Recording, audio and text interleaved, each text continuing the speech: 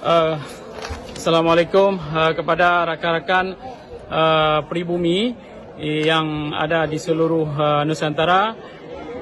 Acara rapat Forum Indigenous People, Forum Pribumi yang ada di kantor PBB di United Nations New York mulai dari 15 sampai 26 April is close, ya, telah berakhir. Jadi hari ini saya ambil kesempatan untuk memberi sedikit keynote tentang apa yang telah kita bincangkan di rapat tersebut. Pertama sekali, judul tahun ini adalah Enhancing Indigenous People Right to Self-Determination, yang artinya orang pribumi ada hak untuk merdeka. Kita berpidato tentang hak kemerdekaan Aceh, supaya kita semua tahu yang bahawa Indonesia tiada hak melarang orang-orang pribumi untuk kebebasan mereka. Sama ada itu Papua, Maluku atau Aceh sendiri, mereka tidak bisa melarang kita berbicara untuk kemerdekaan kita. Jadi Indonesia jangan jadi negara biadab yang selalu membunuh orang yang meminta kebebasannya. Jadi kalau bahasa Inggris itu bilang savage. Indonesia jangan jadi negara savage karena membunuh mereka yang minta kebebasan. Kalau Indonesia bisa merdeka, maka Aceh, Papua dan Maluku dan lain-lain pribumi di Sumatera pun bisa juga merdeka.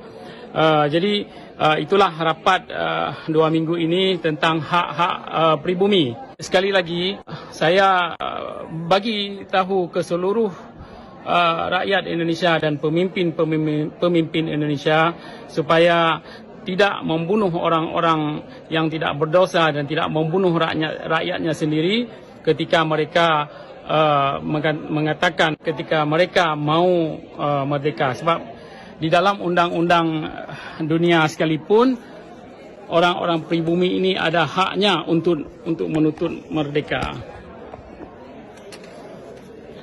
Karena orang-orang pribumi ini pun ada haknya untuk menuntut merdeka.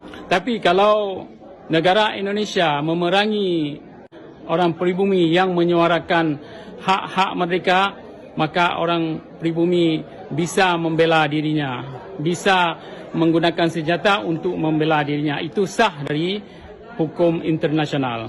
Jadi sekali lagi saya harapkan kepada Indonesia, kepada kawan-kawan yang mendengar apa yang saya katakan ini, bahawa kita sebagai pribumi ada hak untuk kebebasan diri kita sendiri.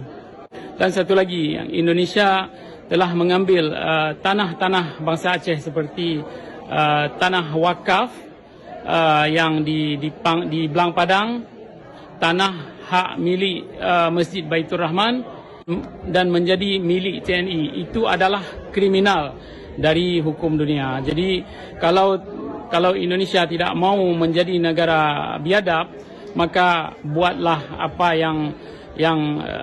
yang bagus untuk negara itu. Yang bahawa kita sebagai pribumi ada hak untuk merdeka.